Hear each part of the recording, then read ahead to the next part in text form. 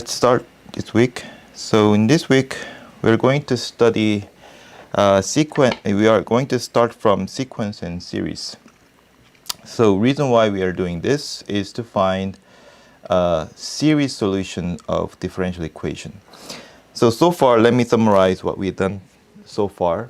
So we tried to solve the first order differential equation, and sometimes we cannot solve exact solutions. So we try to solve numerical solution using the basic method of finding numerical solution is the Euler method, and we also use the MATLAB's ODE45 command. And also we try to solve the second order DE, and in that case we also specified our second order ODE as a special form, such as all the coefficients of derivatives are either constant or in the special form like a Cauchy-Euler form. And some other cases when we have to substitute some variables. And so that's what we have done so far. We can solve some special types of differential equation up to order 2. Okay. So here's a question. So we want to solve a differential equation, but there are many types of differential equation other than what we have seen in this previous examples. So how can we find such a solution? So one way is to find a numerical solution using a various method in the MATLAB or other tool. Another way is to find a series solution. This depends on the fact that every function can be written as a series of power terms, which called the Taylor series, or you can just call it as a power series. And to understand the nature of this solution, we have to start from the series and sequence. So here's the definition. A sequence is just simply a sequence of number is an assignment of real number to each natural number. So natural numbers usually start from 0 to 1, 2, 3. But in this case, I just mentioned that from 1 to 3. Okay. So it's simply a series of number. So that's a sequence. So in other words, I can map 1 to some number A1 and 2 to number A2 and so on. That's the sequence. And when we talk about the sequence, we usually talk about infinite sequence. So this list goes on and on for infinity. And so there are a few more definitions. So let's say AN is a sequence. And suppose that there is a constant n such that every sequence is whose absolute value is less than n, then we call this sequence is bounded. So the size of each element does not exceed certain number. And if the sequence is decreasing, it's called a decreasing sequence. So it means that every time I increase the indices, then the number in the sequence is decreasing, or it's increasing. So in this case, it's increasing, so it's increasing sequence. In this case, this is decreasing, so decreasing sequence. And sometimes your sequence may have the same value in a consecutive term. So suppose that A1 and A2 could be equal, and A2 and A3 could be equal, and then the rest of the terms could be different. But if the sequence is strictly decreasing or strictly increasing, then we call it monotonic. So, for example, if it's strictly increasing sequence, then we call it monotonic increasing sequence, or is strictly decreasing, then we call it monotonic decreasing sequence. So here's an important theorem. Then it says every convergent sequence is bounded. So convergent means that the limit of the sequence exists, like the actual limit of the function. When n goes to infinity, then an converges to some number, then it's called a convergent sequence. Then it's obvious that its sequence is bounded, because as n goes to infinity, an should not go to large numbers or very small numbers. It should be lie in between small area between L. And also, this is more important, every bounded monotonic sequence is convergent. So one way between the convergence and the boundedness of the sequence is that convergent means boundedness, okay? But however, if you have a bounded sequence, it does not mean that it's always convergent. You can have an oscillating sequence. For example, if you have an to be minus 1 to the power of n, then an is always 1 or minus 1, and it's not convergent to either 1 or negative 1. So we call it oscillating, and it's also diverging sequence. However, if you have a bounded sequence, but also it's monotonic sequence, so monotonic increasing or monotonic decreasing, then we know that this is convergent. And the proof of this theorem depends on some basic facts and analysis, and you will learn that in the third grade. So here, let me give an example. So show that this sequence is it's convergent. You know that this sequence, for example, when n goes to infinity, 1 plus 1 over n to the n is convergent to some number. Do you know what that is? I think you learned it in the high school. So this is the definition of natural number, natural constant e, right? Right.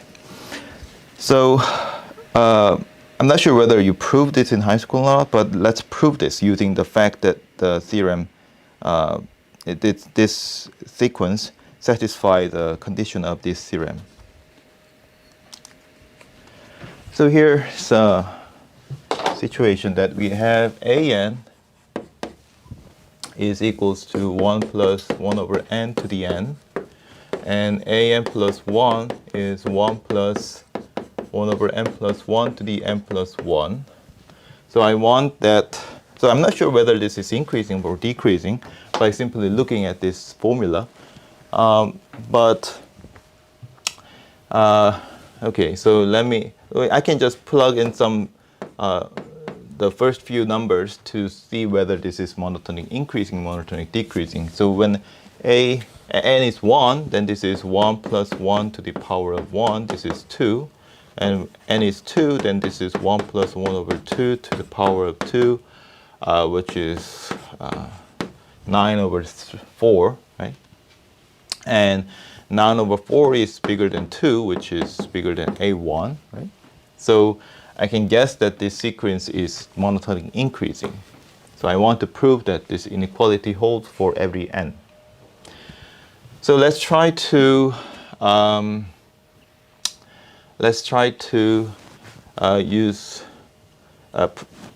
move this term to the right-hand side.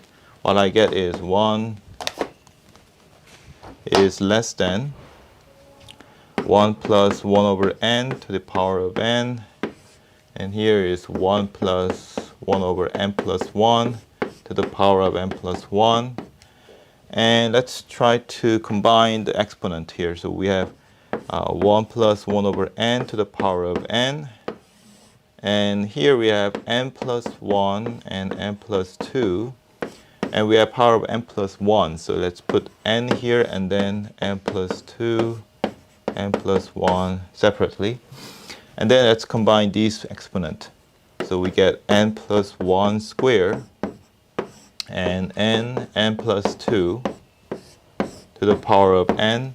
And let's try to write it as 1 plus 1 over n plus 1. Okay? So let's look at this one. If this is bigger than 1, so if this one is bigger than 1, everything is fine. But if you look carefully on this term, so this is n squared plus 2n plus 1, and the numerator is n squared plus 2n. So the numerator is 1 less than the denominator, so this is less than 1. So you're multiplying some value which is less than 1 with the value bigger than 1. So I want to prove that this product is bigger than 1. So this is not obvious at first glance. Okay. So let's rewrite this term. Let's rewrite this term as 1 minus 1 plus n plus 1 square 1 over n plus 1 square to the power of n. Okay.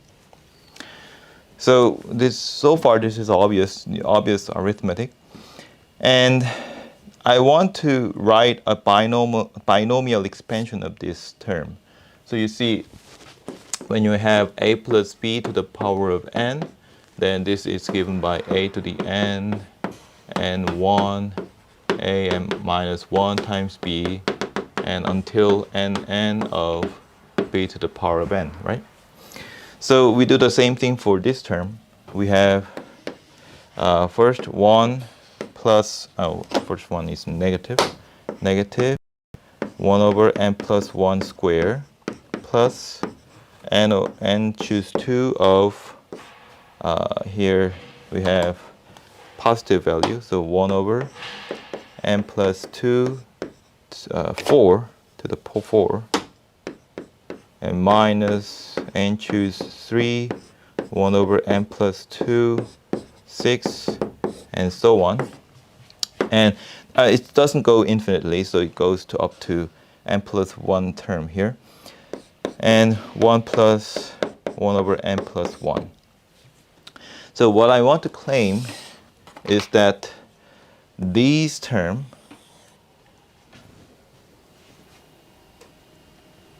is positive term.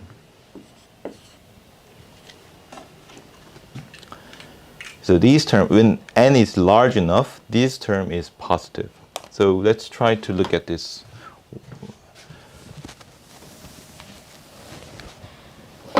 So you see, these term is an alternating sum. So we have positive term and negative term and positive term and negative term, right? So for example, I want to compare two consecutive terms. First one is positive and negative. The next one is negative. So instead of looking at the actual terms, I want to take the i's term, positive term, where I is even indices here. So which has 1 over n plus 1, 2 to the I, and minus of I plus 1, 1 over n plus 1, 2i plus 2. So I want to claim that this is always positive when n is large enough. It's simple computation. So we have n factorial n minus I factorial n plus 1 2i, okay? And here we have n factorial n minus I minus 1 factorial I plus 1 factorial n plus 1 2i plus 2. So since I want to show that this is positive, move this negative term to the right hand side and try to cancel everything out which is common. So n factorial is common and 2i is also common. And here we have n minus 1 I term, and I factorial is common here. And here we have I plus 1. And here we have n plus 1 square, right? So it says this inequality is actually equals to n minus I is less than I plus 1 times n plus 1 square, right? So this is basically 1 over n, this is basically 1 over n squared. When n is large, very large, then this is always less than the left-hand side. So we have a positive term which pair each, by pairing each terms. So there is an issue about whether your n is odd or even to precisely argue that this is always positive, because the these term could be even, the number of these term could be even or odd depending on the parity of n. But so it's not really important here because n goes to infinity, right? N goes to infinity, and it doesn't matter whether you take n as an even or odd. You just take whichever you fit, whichever it suits your logic here. So I just put the n as an even odd number so that I can always pair these terms by two terms, so that every pair of two terms is always positive, so it get always positive terms here. So what we have here is, so far, if I take these terms away, then this term gets smaller than the original, right? So let me keep this. Let me rewrite this. So we moved an plus 1 an, and this is the result. And now this one, so this one, I'm sorry, so I want to make it bigger than 1, right? So I want to make it bigger than 1. And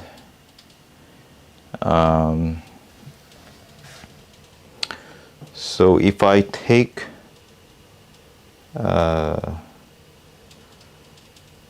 I want,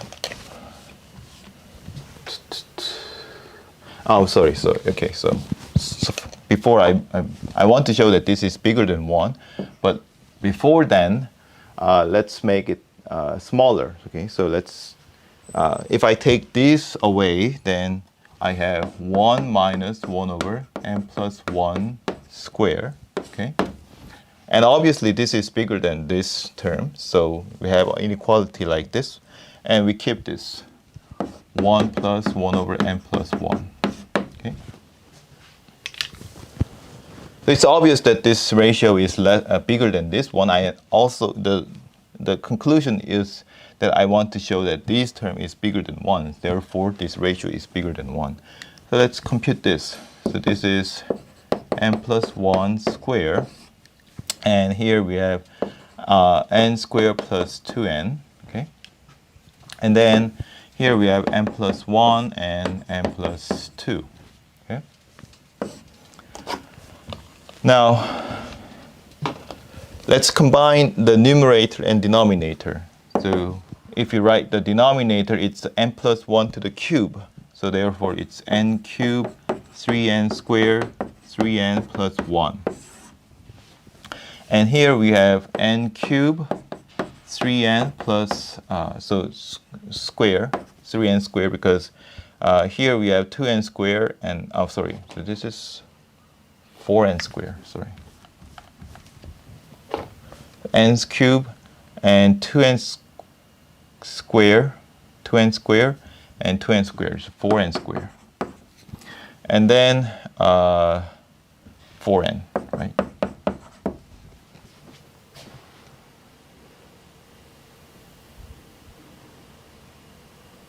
Right?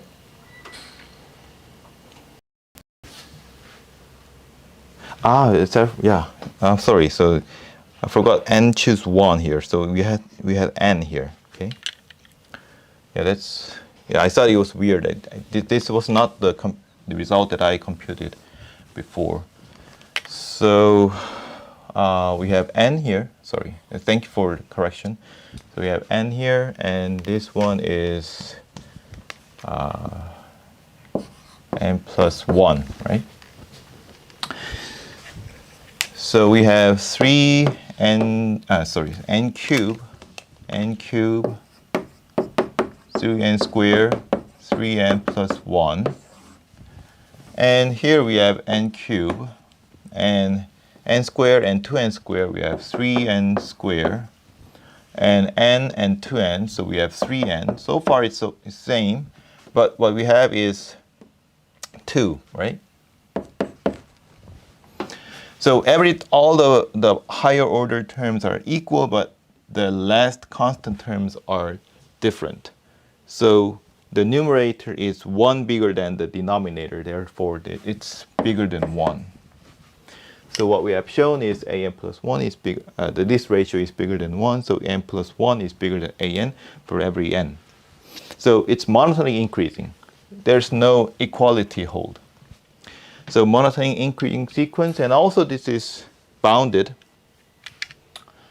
So showing that this is bounded is another issue, right?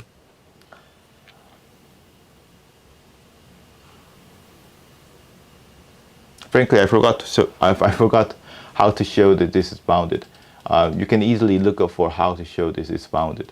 So anyway, I think in my memory it was easier to show that this is bounded than showing that this is monotonically increasing. So we show that this is bounded, monotonically increasing, and you can easily show that this is bounded. So therefore, this converges, and this natural constant E. Okay, so let me explain that part again. So far let's assume that we show that this is always positive. The rest of the term is positive. So I want to ignore this part. So just take this part only. Okay.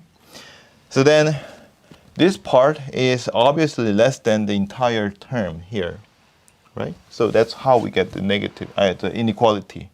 Okay. But that's enough to show that this product is bigger than 1 because of this computation. So just we ignore these terms.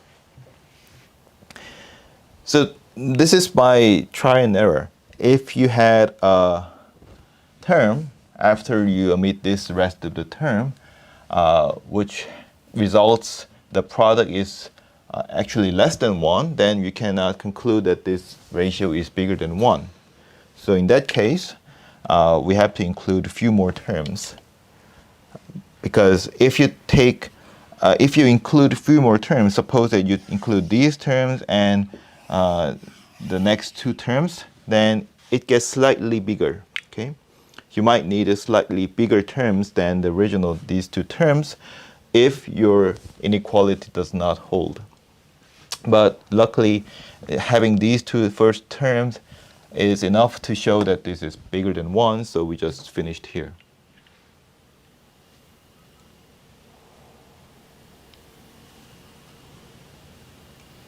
Okay? 다시 설명드리면, 자, 요 레이시오가 1보다 큰 걸 보이는 게 목표인데, 요 부분을 빼버려도 요 부분만 갖고, 당연히 이제 요 부분만 있으면은 원래보다 작아지잖아요. 그러니까 요거보다 작은 텀을 잡았는데 작은 텀이 1보다 커요. 그러면 얘는 그 1보다 큰 거잖아요. 근데 이제 이렇게 되는 이유는 해보니까 그런 거예요. 그러니까 원래는 다 넣어야 정확하게 이제 구하는데 요것만 해도 1보다 커지니까 요 뒤에 부분을 생각하지 말자 이건데, 이제 뭐 이런 시퀀스가 아니라 조금 다른 시퀀스 가지고 이제 비슷하게 했는데 안 돼요. 만약에 이제 요 레이시오가 1보다 작게 나왔어요. 근데 실제로는 이게 1보다 커요. 그러면은 이제 요 아규먼트를 쓸 수 없다는 것 뿐이지, 이제 이게 1보다 작다는 건 아니거든요. 요 레이시오가. 이제 그런 경우에는 이제 요 앞에 2개만 아니라 좀 더 넣어야 될 필요도 있죠. 아니면 뭐 이제 다 써야 될 수도 있고. 이제 어쨌든 이제 우리가 이니퀄리티를 너무 크게 잡았기 때문에 이제 나타나는 오류지, 이 자체가 틀렸단 말은 아니니까 이제 그때는 좀 더 넣어야죠, 항을. 그래서 조금 더 크게 만들어서 요거 2개를 곱했을 때 1보다 크다 이런 걸 보여야 돼요. 지금은 여기서 요 앞에 거만 넣으면 충분하다. 그래서 요 아규먼트를 하는 1보다 크다는 걸 보일 수 있으니까 더 안 하는 거예요.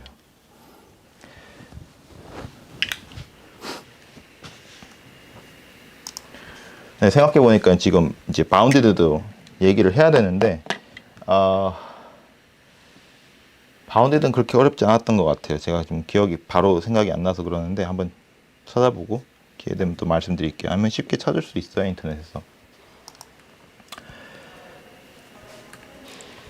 Okay, so that was an example, and let's look at more theorems here. We have two convergent sequence, an and bn. So we have convergent sequences. If you have a linear combination of each terms, then you have a new series, a new sequence, let's say alpha an plus beta bn. And this also converges to some number, and this convergent number is obtained by applying the same linear combination to the convergent numbers to these each sequences. Okay, and also this is more important than if you have two convergent sequence, then the product of each sequence, which means that you take a product of each entries of sequence and you make a new sequence, and this new sequence also converges, and the convergent number is given by product of convergent numbers of each sequence. And suppose that we have two sequences which converge to the same number L, and you have another sequence Cn which lies always between An and Bn. Then this is called the sandwich theorem, that if A and Bn, the lower limit and upper limit goes to the same number, then every sequence in between goes to the same number. So this is called the sandwich theorem. And this is a widely used theorem in analysis. And I also remember that in high school they emphasized this theorem, right? Maybe in a sequence or maybe in another form. I remember there is a similar sandwich theorem in a high school textbook. Okay, let's look at some examples. So we have sine n over n, which goes to 0 and n goes to infinity. This is obvious, right? Why this is obvious? Because sine n is bounded from -1 to 1, so therefore sine n over n is less than 1 over n and bigger than -1 over n. And we can take this as Cn, the original sequence that we want to check the convergence.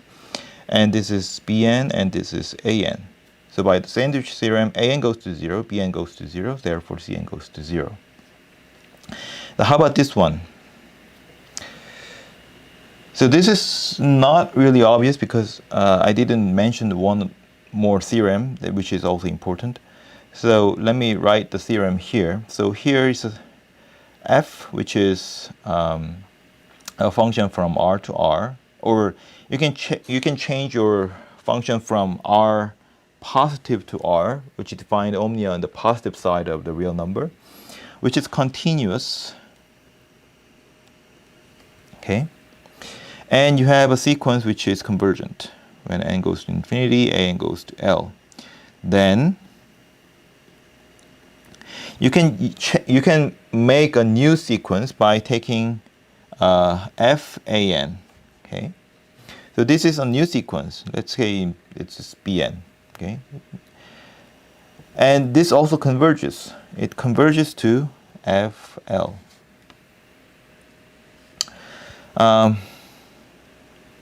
Well, let me just ignore these positive terms here. Okay, so I want to have this L lies inside the domain of F. So L might be negative, so I don't have to restrict my domain of F to the positive side of R. So just take F as a continuous function defined on the real number, and this always hold. And proving this theorem also depends on some facts on analysis. We're not going to talk about it here. But anyway, let's apply this theorem to this second example. What kind of function that you want to use?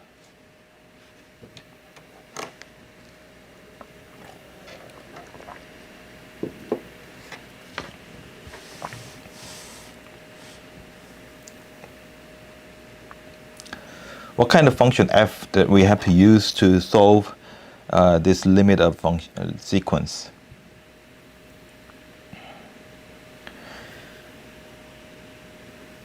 So the hint is, if we had a ratio of the polynomial of n, then it's easy to find a limit. Yes, ln would be a nice one. So let's take ln or log of n to the power of 1 over n. Then this is basically 1 over n to the 1 over n times ln n. Okay, what's the limit? So when n goes to infinity, then you can use the L'Hopital's rule because the denominator and numerator also goes to infinity. You can take as if this is the limit of some continuous variable x, ln x over x, and that's equals to, limit of x goes to infinity of 1 over x. Therefore, this is 0, right? So one thing that we have to show that this is that this is convergent sequence first. If we assume that this is convergent, the next part is to find where it converges. So I want to show that assuming that this is convergent sequence, what is the convergent number? So assuming that I don't know that it is 1, I took the f and take the limit of this ln of n to the power of 1 over n, and I get 0. That means that should be equals to ln of this convergent number, L. That means L must be 1. Okay?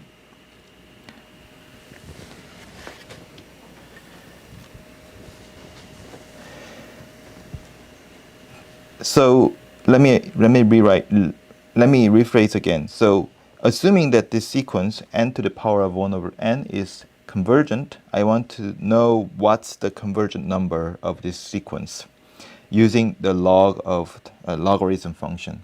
And we conclude that this convergent number is 1. And it conversely shows that this is also convergent because log function is always continuous function. So if this was diverging function, then what it says is that it should have an infinity in the limit when I take the log of this sequence, right? But it doesn't. It goes to 1. It goes to 0. So there has to be convergent sequence. Okay. So how about the third one? So we have, I didn't mention about the condition on x, and x is just a fixed number, okay? X is any real number, fixed real number. It doesn't change. And why is this 0?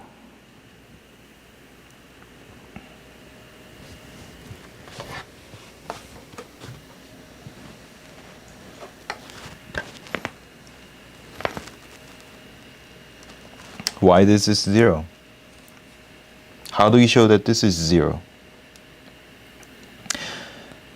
So there are many ways to show that this is 0. Okay.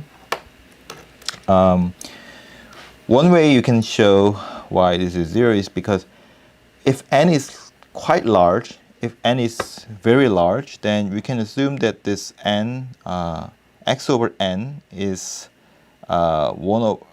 less than 1 over 2. I just picked 2 for convenience, but you can choose any number like 3, 4. And you can assume that this is hold for x to the, let's say, n over, let's say n is even number. It doesn't matter because n is getting increasing at infinity. So suppose that I can take this inequality until I get n over 2. Okay, so rest of the terms I don't care. I don't care whether x over n over 2 minus 1 is less than or bigger than 1 over 2. So up to n over 2 terms, we have the power, the ratio, which is less than 1 over 2. So let's look at this one. So n factorial x to the n. So this can be written as x over n minus 1 until x over n divided by 2. So divide by 2, n over 2 could be natural number if n is even. It could be something 0.5 if n is odd. But it doesn't matter because I can just take n as an even number because n goes to infinity. There's always an even number. And the rest of the terms goes on, okay? The rest of the terms I don't care. Why I don't care? Because it's always bounded, right? These terms is always less than 1 over 2 to the power of n, right? And this goes to 0. I just giving an abstract idea why this has to be 0. And yeah, I'm just giving an abstract idea why it has to be 0. And because of the rest, because of this term is converges to 0, the rest of the terms, which is always bounded, disappears. So everything goes to 0. Okay? Make sense?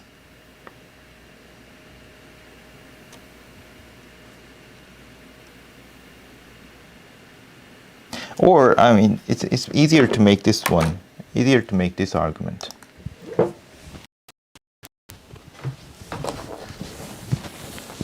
So let's fix x.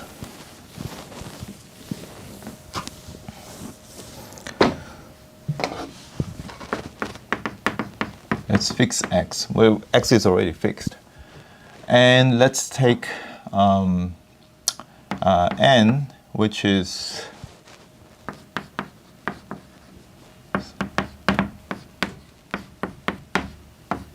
x over n is less than 1 over 2.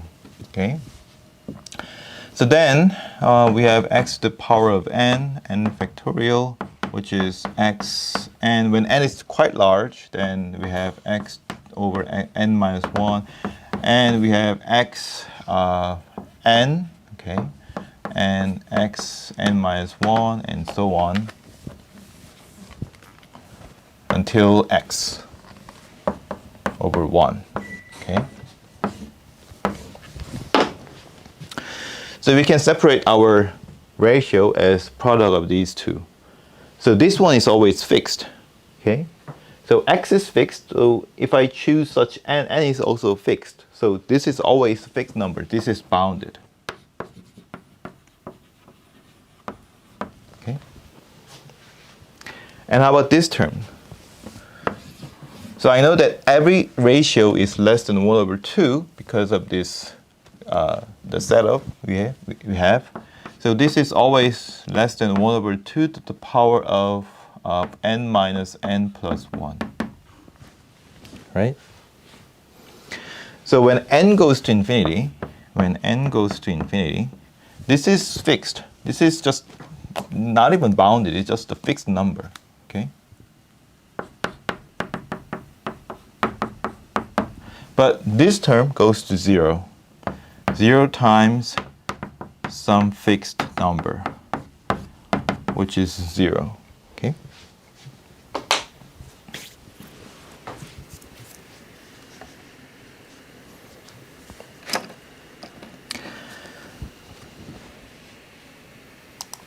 Okay.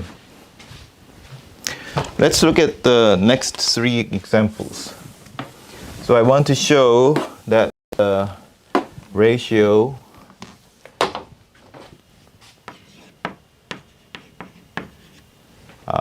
ln n square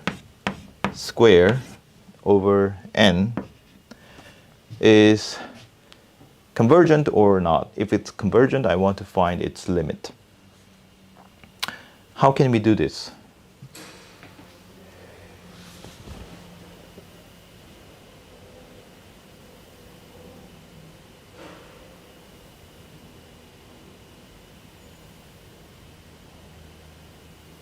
Any ideas?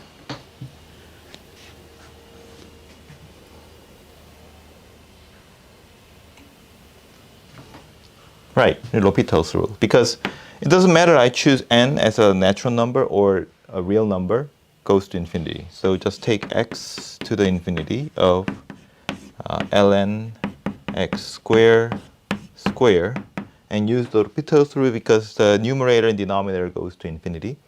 So we have x goes to 0, 1, and here we have 2 ln x squared 1 over 2x 1 over x squared times 2x. So we have x squared, so 4 ln x squared and x, right? And then use the L'Hopital's rule again. We have x goes to infinity of 4 x squared 2x. So this is ln x infinity 8 over x, and that goes to 0. So without using any of the theorem that we mentioned before, it just goes to 0. So it's a matter of taking a point or taking a line. So you might have a function of fx equals to ln x squared, right? So if you draw this line, the curve on xy plane, it might look like this. But if you take points for each sequence, then it's simply a point, discrete points on this graph. So for example, this is 1, f1, and this is 2, f2, and so on. So the convergence is always, the convergence of both graph of this function and the sequence are the same. So it doesn't matter whether you take n or x. Let's look at the second one. How about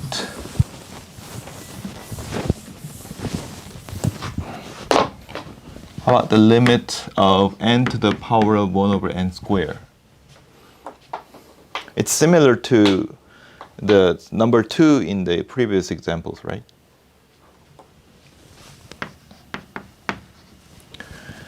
So assuming that this is convergent sequence, let's take it n. Let the limit to be L, okay?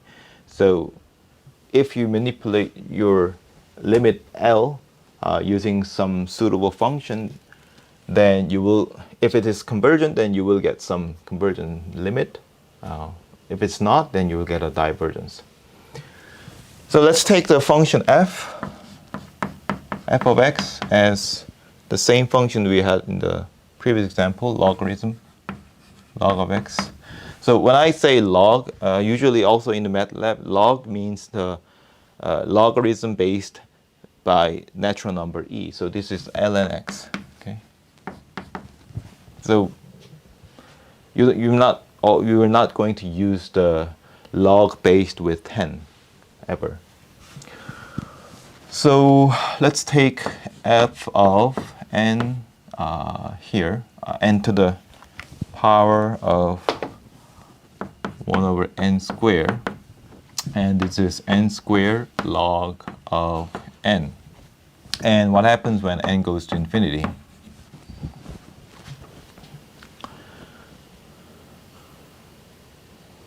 So you have a log function on the numerator and a polynomial on the denominator, which goes to infinity faster.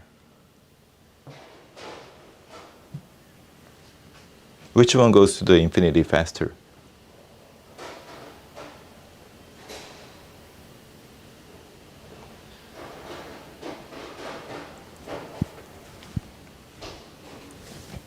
Right. The polynomial always goes to faster, right? So it goes to 0. So the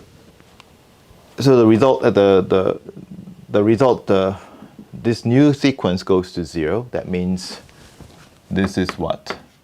1, because that has to be let's say well, let's not use this. It has to be 1 so that this goes to 0, because this must be f of L. Okay. Okay, how about 3?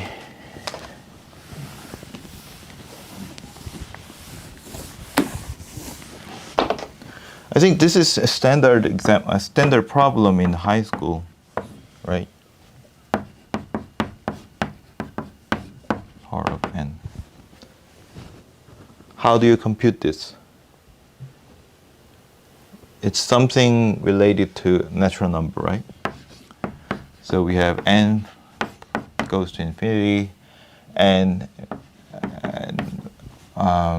so here we have 1 plus 2 over n minus 1 to the power of n.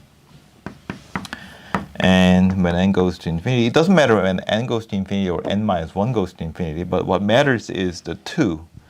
So we have 1 plus 2 over n minus 1, and we want to set this to be this, okay? So I want this to be the exponent here, 2 to the n minus 1, okay? And also I have to make this to be the exponent n, after all, so we have 2n, okay? So what happens to the parenthesis here? So inside of this parenthesis, we get exponent, a natural constant e. When n goes to infinity, it also goes to infinity. It doesn't matter whether you go n to infinity or n minus 1 over 2 to infinity. So this is e, and then what happens to the exponent? It goes to 2, right? So this is e to the power of 2.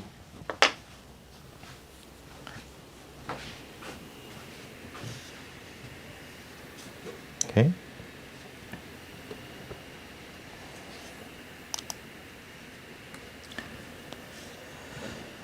So let's keep moving here. Okay, so that's for the sequence. I think the sequence is the easy part. I'm not going to ask some weird question about sequence. If you keep studying further about the sequences, there's also weird sequences, and we're not going to talk about such sequences. So we're going to talk about series. That's our main point. So series is made by the sequence. So you take a sequence and sum all the sequences. If it's an infinite sequence, then it's called the infinite series. The result is infinite series. If you have a finite sequence, then it's called the finite series. So you get a finite sum. So infinite sequence, infinite series is not natural to define, because adding infinite numbers is not natural thing to do. You can only take a summation of finitely many terms. But what's the meaning of taking infinite sums? So it means that you're taking a finite sum, for example, from a1 to an, and then take the limit of this finite sum, and if this finite sum exists, a limit of the finite sum exists, then we call this series, infinite series, is convergent. If it's not, then we say it's divergent. Okay? So when it's convergent to L, then we say simply that infinite sum of this series is equals to L. Okay? That's our meaning of this symbol. Okay? So whenever you try to show that the infinite sum, infinite series, is equal to L, that means you have to show the limit of partial sum, which is finite sum, is equals to L. Let's look at some example here. So I want to show that this sum, infinite sum, converges. I can also show that where it converges. And also I want to show that this diverges. Now it's not a matter of taking large n's and see whether it converges to some number or diverges to a large number. We have to prove that this is convergent or divergent using the using the limit of sequence, limit of partial sums. Sorry. So let's look at the proof here.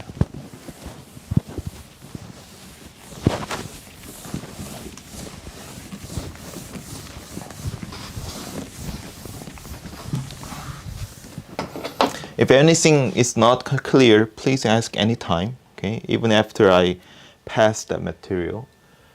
So first, let's prove that this n from 1 to infinity of n plus 1 is convergent. So let's take a partial sum. Let's say sk to be the sum from n equals to 1 to k of n plus 1, 1. Okay. So this partial sum is well defined. It's simply summing all the finitely many k terms. But before we do that, let's split this term. So this is 1 over n minus 1 over n plus 1, right? So if I write this term, term by term, we have 1 minus 1 over 2, 1 over 2, so that's the when n equals to 1, and when n equals to 2, 1 over 2 minus 1 over 3, and so on, until when n is equal to k, it's 1 over k minus 1 over k plus 1. Okay? So this is finite sum. I don't have to worry about what's on the next. That's it. That's it for the sum. So we have minus 1 over 2, 1 over 2, and minus 1 over 3, and here should be 1 over 3. And until we have 1 plus 1 over k. So what we have left is 1 minus 1 over k plus 1. Okay. So partial sum sk is has this formula. Okay. We can take this sk as a new sequence. Okay, so therefore we can find its limit. When k goes to infinity, then sk goes to 1, because this is a limit of 1 minus 1 over k plus 1 when k goes to infinity. So it means that this is equals to s infinity for some.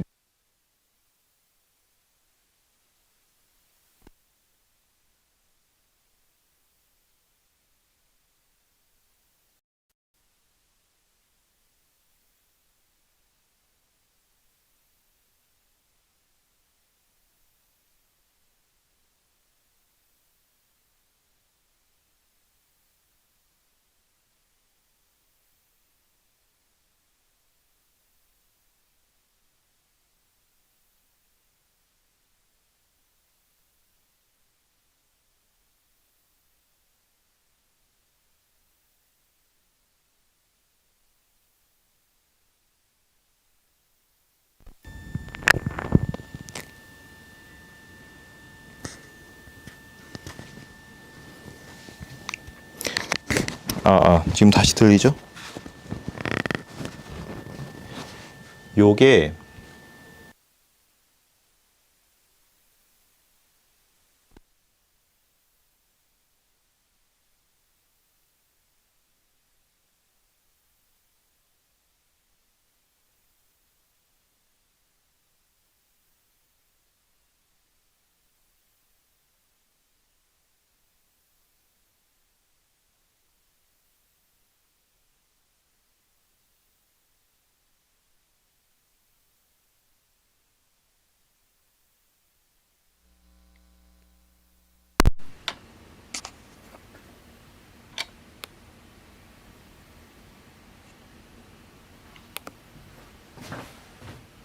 들리세요?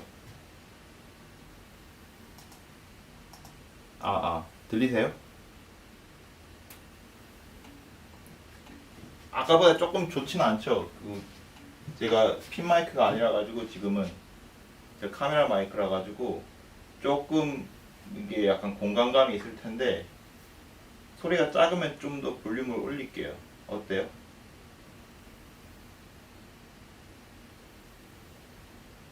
소리 적당해요?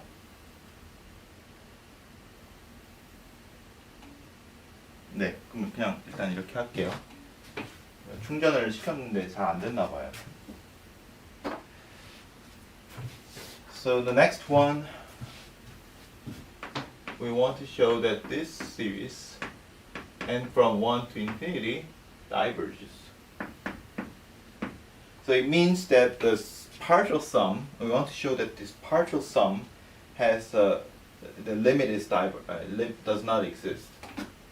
So we can either take a partial sum sk as if like this one, or in this case I can take a partial sum in this form. So let's say S1 is simply n from 1 to 1 of 1 over n, so this is 1. And let's take S3, okay? Instead of S2, let's skip to S3. So then n from 1 to 3 of 1 over n is now 1 plus 1 over 2 plus 1 over 3, okay? Now, instead of 1 over 3, I want to take it as 1 over 2, okay? I'm sorry, 1 over 2. Oh, I'm so sorry. Let's take the 1 over 2 here. So far, the 1 over 2. Erase this.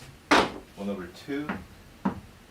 And let's take 1 over 3, 4. Right, 4. I want to make it as a 2 to the power terms here. We have n equals to 1 to 4 of 1 over n. And that means 1 over 1 plus 1 over 2, 1 over 3, 1 over 4. Now, I want to take this 1 over, instead of 1 over 3, take 1 over 4. If I replace 1 over 3 by 1 over 4, then the sum becomes less than the original, right? So we have 1 plus 1 over 2 plus 1 over 4 plus 1 over 4. But now this can be combined to 1 over 2, so this becomes 1 over 2 plus 1 over 2, okay? And then we're going to take S of 8, okay? S8. Now this is 1 over 1 plus 1 over 2 and 1 over 3, 1 over 4, and 1 over 5 to 1 over 8. So do the same thing for the previous terms. We have 1 over 3 replace 1 over 4, and for the 1 over 5 to 1 over 7 replace that with 1 over 8. So we have 4 1 over 8, 2 1 over 4, 1 1 over 2. That means it's bigger than 1 plus 1 over 2 of 2 1 over 4 and 4 1 over 8. It gives 1 plus 1 over 2, 1 over 2, and 1 over 2. So we have 3 1 over 2. So you see the rule here. You have increased the indices by 2 to the power, okay? And then this partial sum is bigger than 1 plus the few sums of 1 over 2, okay? So if I take 2 to the power of n, this partial sum is bigger than 1 plus 1 over 2 times n. So when n goes to infinity, S2 to the n goes to infinity, right? So therefore, this n infinity also diverges, okay?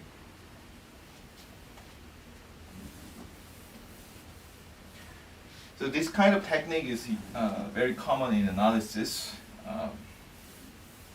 And also, if you want to go deeper into this field, you can take the course in the 3rd grade called Real Analysis, Introduction to Real Analysis, the mathematics course.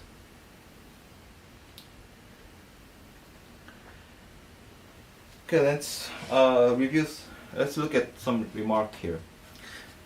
So convergence of a series depends only on the convergence of the tail of the sequence, a series. So when you have a series and you want to check whether the series converges or not, you don't have to look at the first few terms. If first few terms behaves weird, you can just ignore that terms. As long as the tail behaves consistent way, you can check the convergence of the tail of the series to check whether this is convergent or divergent. So for example, if you had, in the previous example, we had a consistent behavior of the series from n equals to 1, but you could have this behavior from 100 and for A0 to A99, this partial sum, the first few terms, the first 100 terms, could be random numbers. But it doesn't matter to check whether this is random to conclude that this is infinite.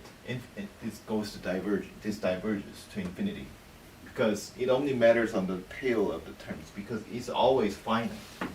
This is always finite number. The reason why I emphasize this is later when you check the convergence of the series, this can be useful. Okay, so the first two is very important. So the first two is very important theorem to check whether the series is convergent or divergent. The first one says if you have a convergent series, then the term, the sequence, must also converges to zero. This statement itself is not useful, but if you take the contraposition of this statement, then this is very useful. It means that if the limit of an is not equals to 0, then this sequence n from 1 to infinity, an is not convergent, so it's divergent. Okay. So I just use this equal infinity as meaning divergent, but there is two types of divergent. One is goes to infinity, the other goes to oscillation. So it means that it's divergent. It doesn't always mean that it goes to infinity. It just means divergent. And why the first theorem holds intuitively, why this is true.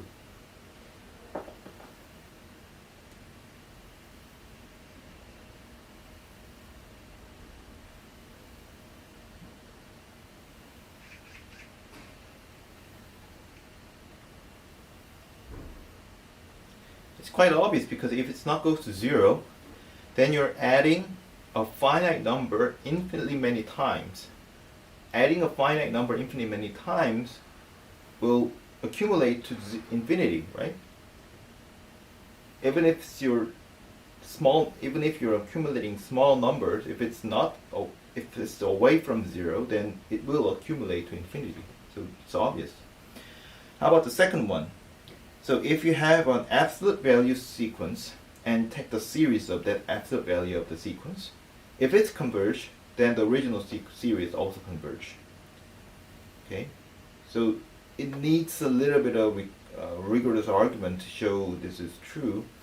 However, where this is important is that when you have an alternating series where this an is changing sign for each n, then if you want to check whether this is convergent or not, easy way to check is to simply take the absolute value of this sequence and then take the series and then see that this is convergent. Then the original series also convergent. Okay? But we are going to show that there is a better way to show that alternating series is convergent. So here's an example. So I want to show that cosine over n diverges. You check the first statement. The first statement says that if your sequence not goes to 0, then the series is not convergent. How about cosine 1 over n? When n goes to infinity, cosine 1 over n goes to cosine 0, which is 1, right? So it does not go to 0. So cosine 1 over n is cosine 0, which is 1, and this is not equal to 0, therefore it diverges. Now the geometric series, it's always converging when this ratio a has absolute value less than 1, and it diverges when absolute value equals to 1 or bigger than 1.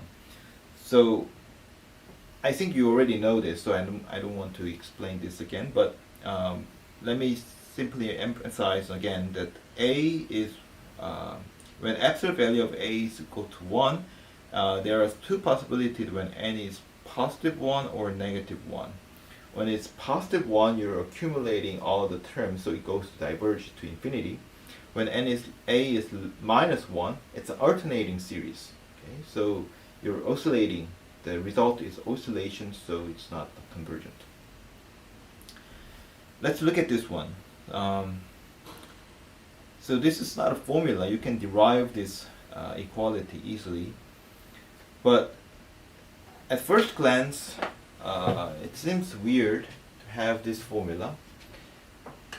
So it says we want to show that when x is absolute value less than 1, then this series converges to 1 over 1 minus x squared.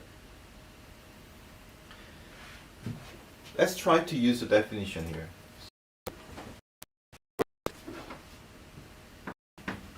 I want to take the partial sum, sk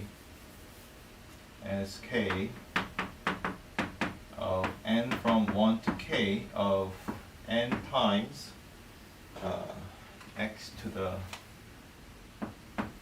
power n minus 1. Okay.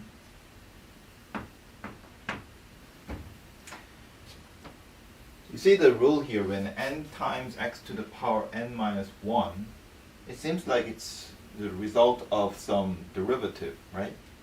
So we can take this as a derivative of x to the power of n. And you have a finite sum, so you can take out this derivative sign, so dx of n from 1 to k of x to the power of n, right? So what's the partial sum here? X times 1 minus x to the power of k divided by 1 minus x. Right? So this partial sum is nothing but the value of this partial sum is nothing but the derivative of this function. Okay. So we have 1 over x squared, and here we have 1 minus xk plus x minus k, xk minus 1, 1 minus x, and minus, what? x1 minus xk of minus 1. Okay.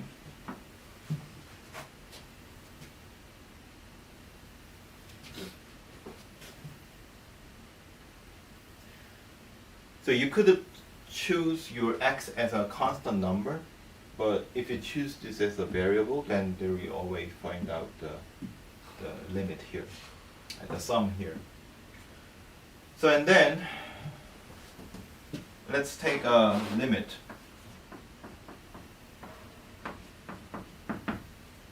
When x has an absolute value less than 1, so when k goes to infinity, this disappears, and this disappears.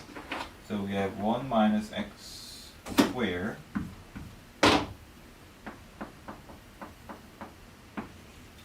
and here we have 1, only 1, and it's here 1 minus x, and here we have 1, and we have plus x. So minus x plus x cancels out, so we have 1 minus x squared, 1. Okay.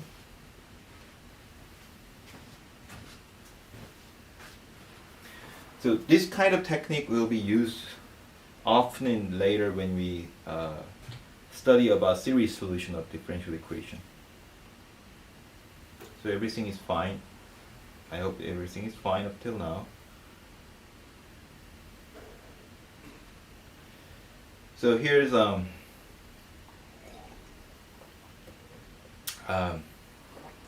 long, boring stuff here.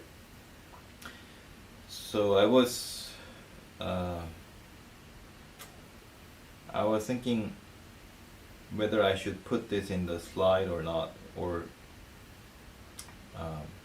emphasize this, but I just put it So let me write it. Let me explain this. So this is the table of testing the convergence and divergence of the series. So the testing convergence and divergence of this series an when n from 1 to infinity. So how to read this table is following. So suppose that you want to show that this series converges or diverges. The method of testing is the name of the method is the list is as below here. The first one says it's nth term test. I put it in the Korean. So the condition of an is what we have to check. So there's nothing. Oh, sorry. So testing of convergence and divergence of this series, the first one is nth term test. There's nothing to check. There's nothing imposed on this sequence an. Okay, what we have to check, what we have to compute, is the limit of the sequence. If the limit of sequence is not 0, then we know that this is divergent. So in other words, it doesn't tell you whether this is convergent. It says simply diverges. Okay. Sometimes we cannot check whether this is convergent. We can only say that this can be divergent, but suppose that this is 0. So it doesn't mean that the limit of sequence is 0 implies that this series converges. It only says that if it's not 0, if the limit of sequence is not 0, the series diverges. Okay? So the nth term test could fail if you have a limit of an goes to 0. There's nothing to check. So then you have to move on to the next tests. So the next test is the ratio test. Is the easy test. So there's no condition on an.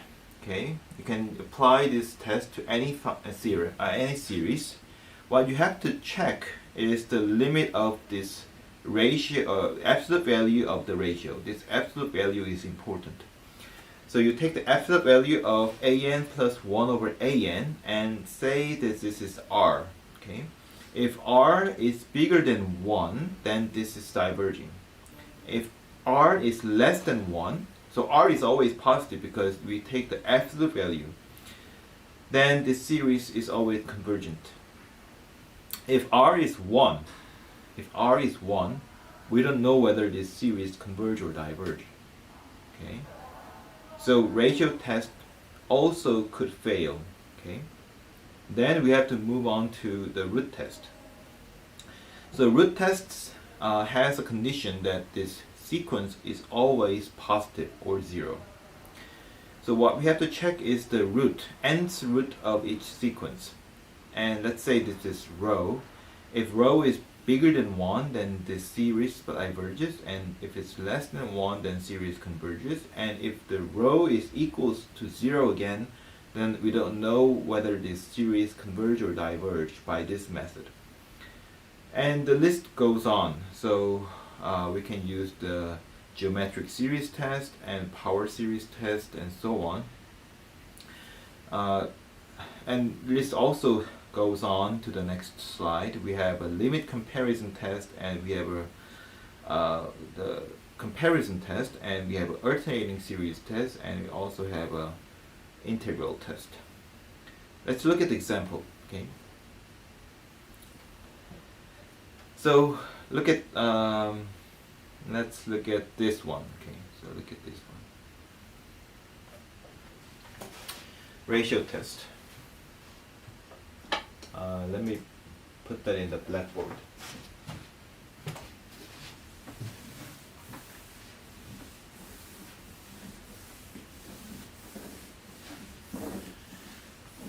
So the parenthesis is a hint.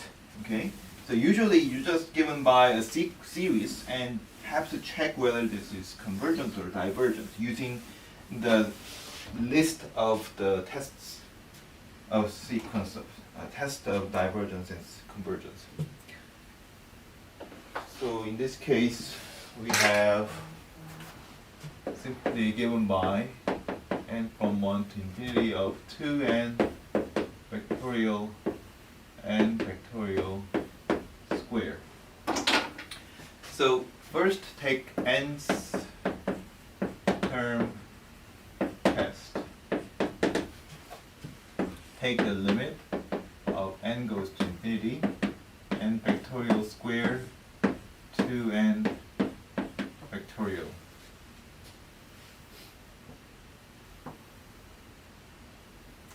So if it doesn't go to 0, then we can say that this is divergent.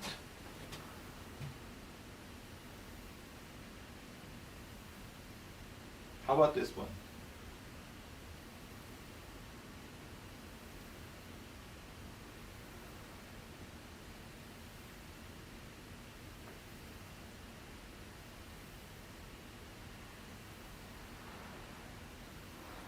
I think it's not even ratio test, it's just the nth term test, right? I don't know why I put this as a ratio test as a hint. So this one is equals to n to infinity of 2n minus 1 until n plus 1 over n factorial, right? So we have n infinity of what? Just distribute your n factorial to each terms in the numerator. We have n 2n and 2n minus 1, n minus 1, and so on until n plus 1. So you have 2, which is 2, also 2, 2, 2, and it goes to infinity. So this cannot be 0. Right?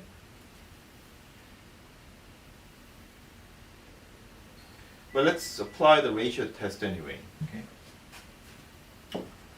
If you take the ratio test, so here an is this 2n factorial n factorial square, okay, and take the absolute value. We have n plus 1 factorial n plus 1 factorial, and then 2n plus. So the many mistakes you have in the test is that when you apply n plus 1, you have to replace n by n plus 1. So therefore, this is 2n plus 2, not 2n plus 1. Okay, 2n plus 2 divided by 2n.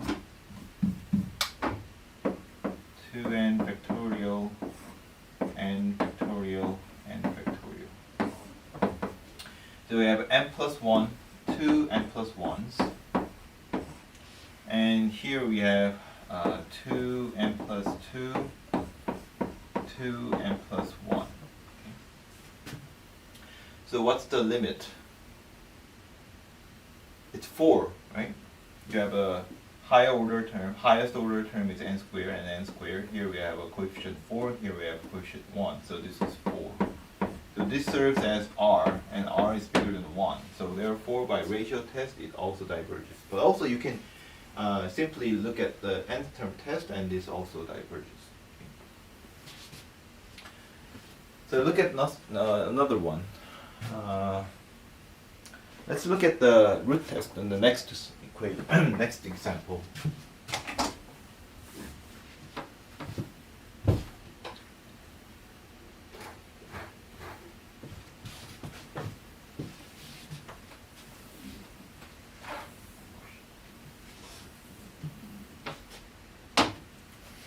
So the root test, we have example of n from 1 to infinity of what? n minus 1 n to the power of n squared. So when you look at this one, I think you can also take the nth root test, nth term test.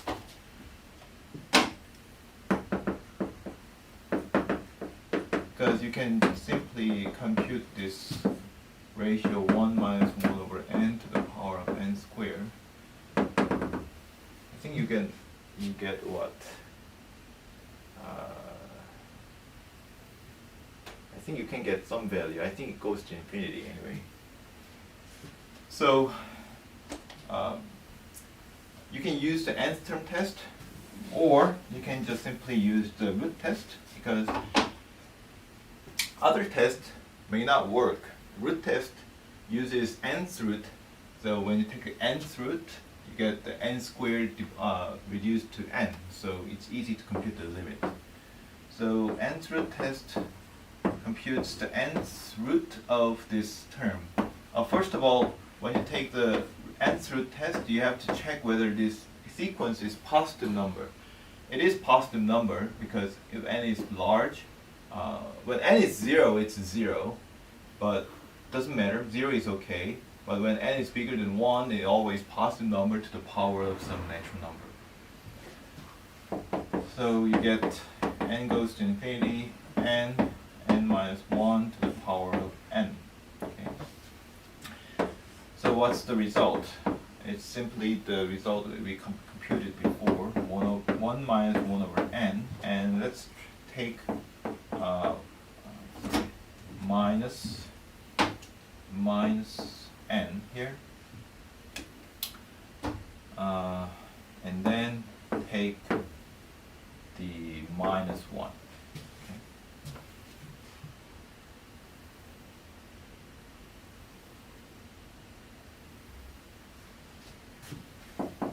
So what's the result? So this part goes to e, right? So it goes to e to the negative 1. So this is 1 over e. So e is bigger than 1. Therefore, this is less than 1. So the root test says that it's convergent. So by the way, so nth root test may fail here because the conclusion is convergent series. So let's try to compute this one. So the nth root test says if this limit goes to infinity, if this limit does not go to 0, then the series diverges. This one is 1 minus 1 over n to the power of minus n, and then take power of n minus n. Okay, thus we have n squared. So what we have here is the inside we have a natural constant e, but here we have a negative power, and this power goes to infinity. So this is like limit of e to the n, 1 over e to the n, and n goes to infinity, and this goes to 0, right? So nth term test doesn't conclude anything. Simply it fails. We cannot conclude whether this is convergent or divergent. So therefore, only have to use the root test here.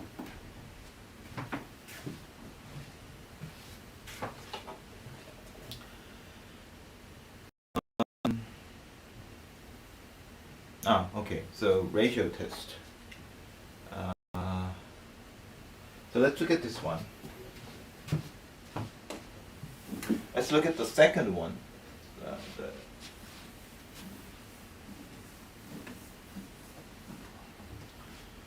So we have x to the power of n factorial, n from 1 to infinity. It could be from 0. So now, nth term test. The reason why I keep starting from nth term test is because this is the simplest test, and many times you can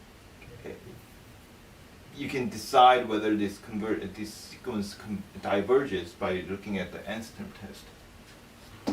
So it's better using the nth term test first and then apply other tests. So it says that when n goes to infinity, x to the power of n factorial, if it's not goes to 0, then it diverges. But we already showed that this is always 0, therefore it fails. We cannot conclude anything about this series using this nth term test. Next, let's use the ratio test. So there's no systematic order of the tests. It just depends on the eyeballing that what test suits the series.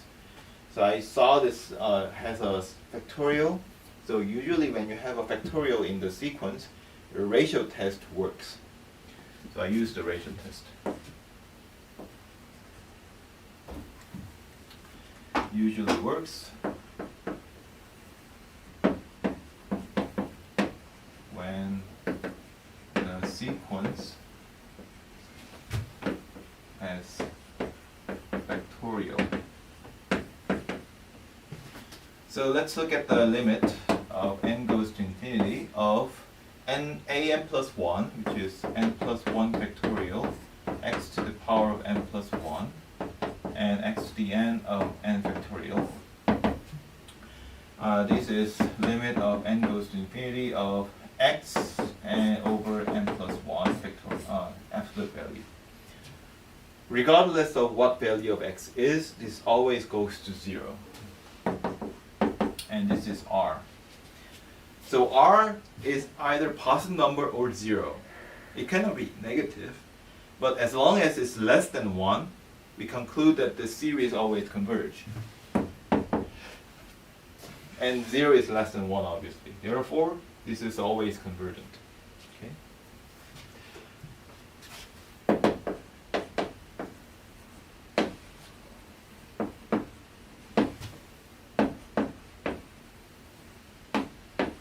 So any value of x.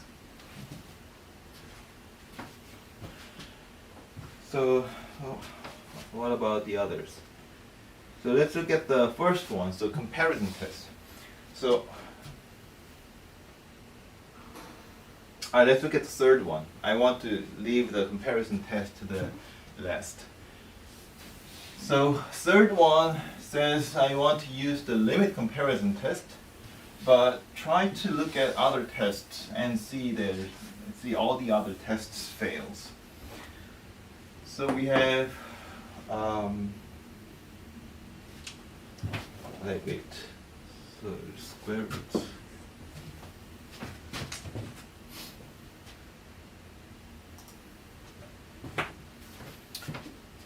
Square root of 2n squared plus 2n n plus 1 and n from 1 to infinity. Okay. So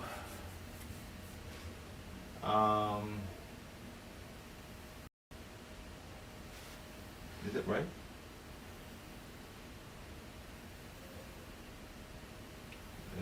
Right. I think this is not also not a good example because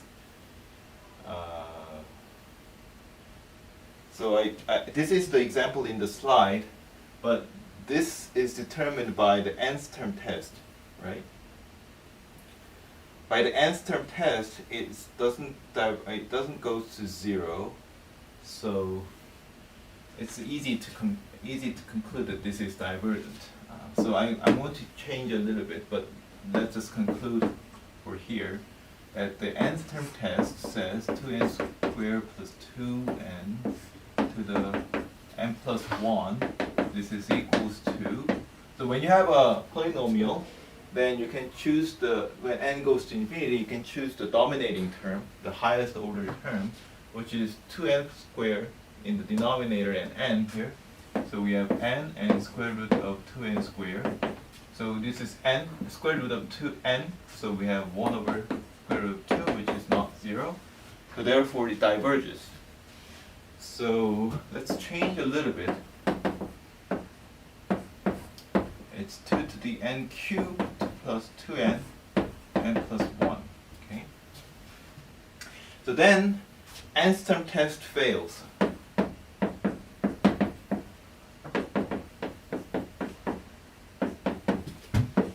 The limit of 2n cubed plus 2n, n plus 1 goes to 0. So we cannot say anything from this test. So what kind of test do we have to use then? If you can use the ratio test, try to use the ratio test. So it says, I want to take the limit of ratio n plus 2, so n plus a n plus 1 term, which is square root 2n plus 1 cube 2n plus 1 divided by n plus 1, 2n cubed 2n, okay?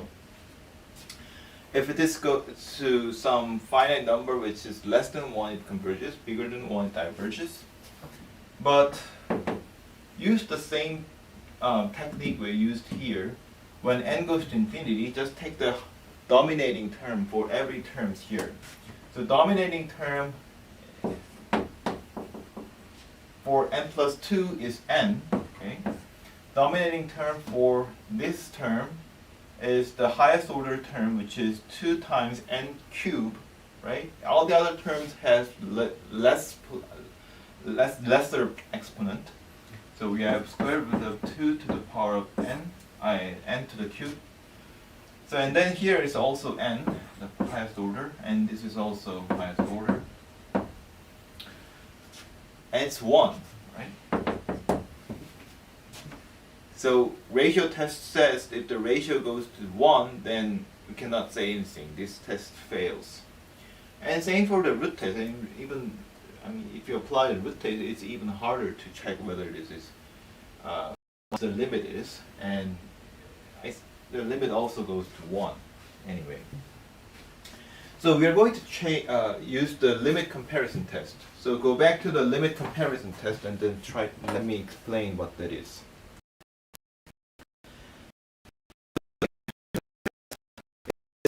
This one, limit comparison test. So you want to have your sequence always positive sequence.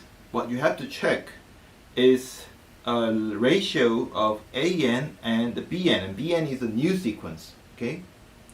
And this new sequence must also be positive sequence. And keep your ratio, limit of ratio as c. So here is a conclusion.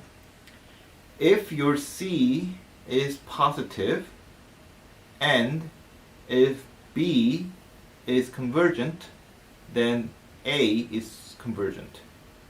If c is positive again, c is always positive or 0, at least bigger than equals to 0, but in this case c could be infinity. So anyway, we have a positive finite number as c. Then b is convergent and a is convergent, and b is divergent and a is divergent. That means the convergence and divergence of series a and b are the same. And suppose that we have c equals to 0. When c equals to 0, that means an goes to 0 faster than bn does. So if bn converges, then we can conclude an converges. We cannot say anything when bn diverges, because it only says that when c equals to 0, an goes faster to 0 than bn does. Thus, an could diverge again if c is 0, even if b is divergent. When c is infinity, then we can conclude, we can imply that an goes to infinity faster. Not infinity, or diverges faster than bn does. Therefore, bn diverges implies that an diverges.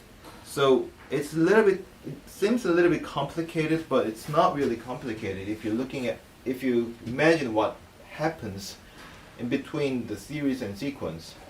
So let me explain that in the board here.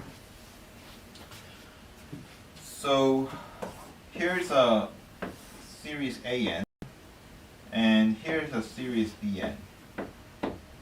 And for each n, I want to take the ratio of AN and BN. Okay? So AN is this length and BN is this length. So the ratio goes to some finite number. Then this convergence and divergence are the same for A and B. If the ratio is bigger than bigger, suppose that we have EN goes to like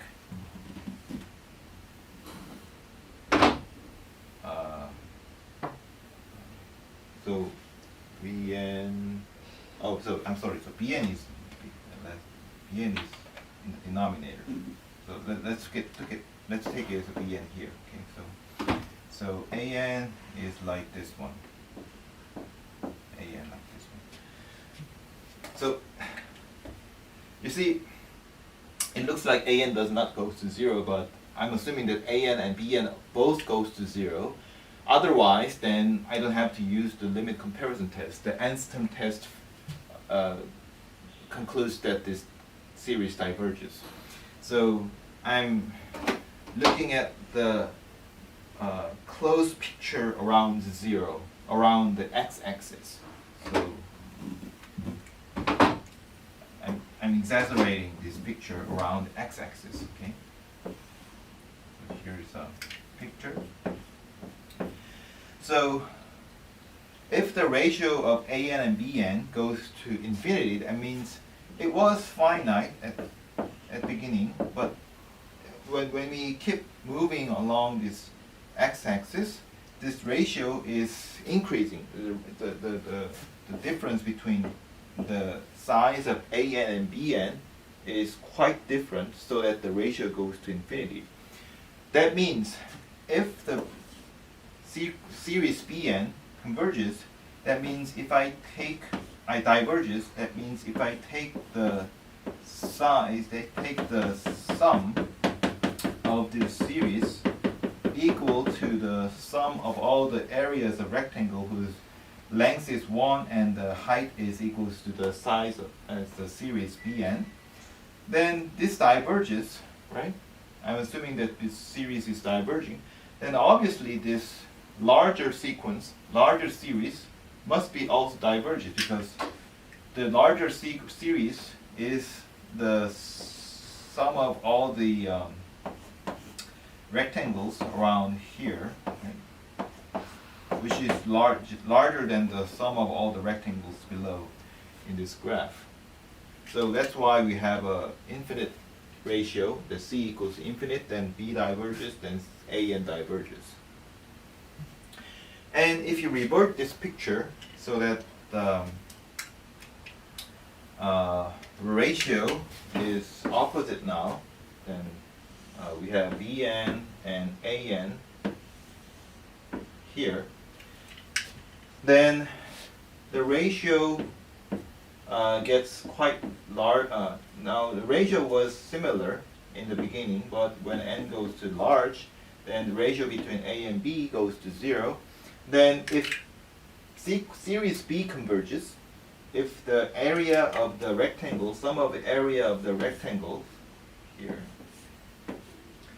is convergent when n goes to infinity, then some of the smaller areas of rectangles, like these ones, the red ones, must also converge, right?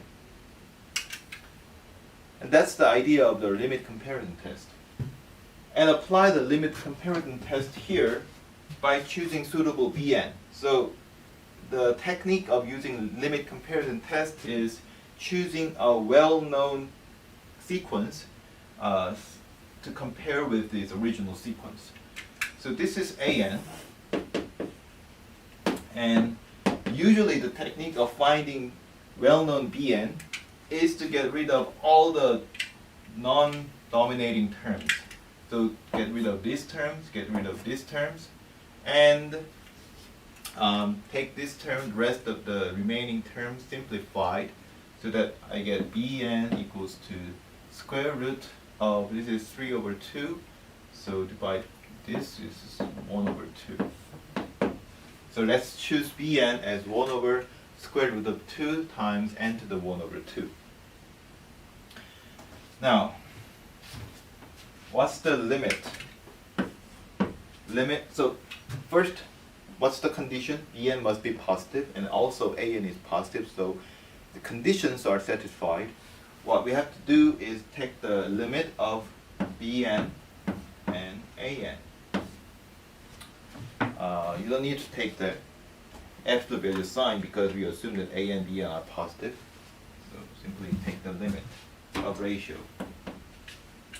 So if you take the ratio, I already set this to be 1 because that's how I take the dominating terms here. So this is 1. You can easily compute this one. So we have C, which is positive finite number. That means the convergence and divergence of series Bn and An, so series Bn is this form, square root of n 1 over 2. This is the Bn series, are the same. Okay? The convergence and divergence of this series is same as convergence and divergence of this series. So this series is nothing but 1 over square root of 2 times the sum of these terms, 1 over and 1 over 2. The convergence and divergence of this series is relatively easy. How do we check this test? How do we check the convergence and divergence? Use, I didn't put that in here. Use an integral test, or there's a p-test that, let's erase these ones. Did I put the p-test in the slide?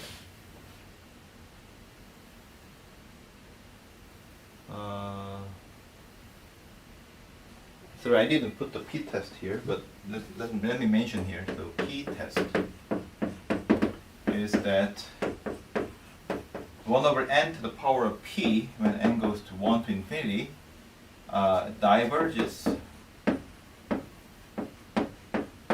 if p is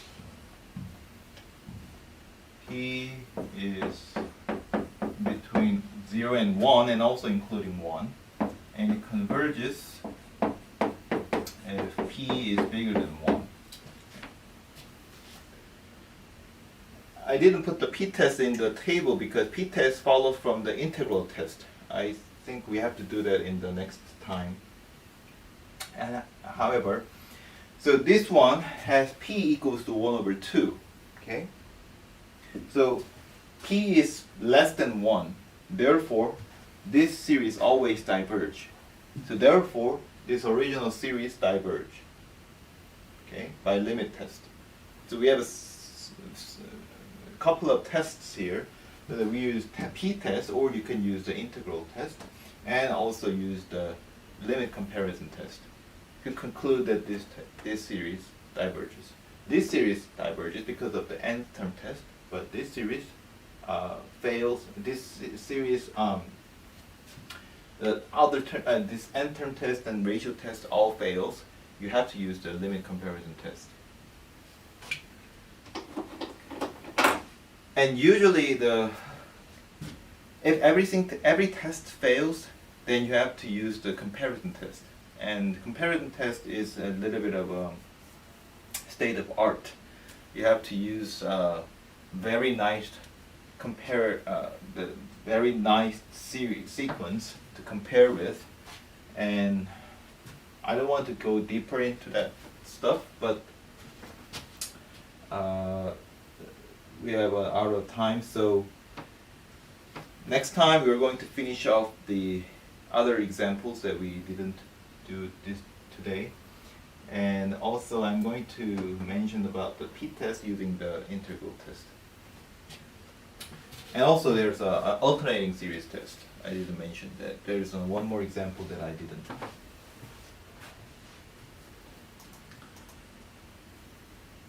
Okay, so once we done this all the series stuff, then we can move on to the we can move on to the power series stuff. So after we do the power series, we're going to uh, mention about the Taylor series and then series solution. Okay. So we are on the road to the finding a series solution to the differential equation. Once we've done this, then we can find it theoretically we can find the solution to any given differential equation.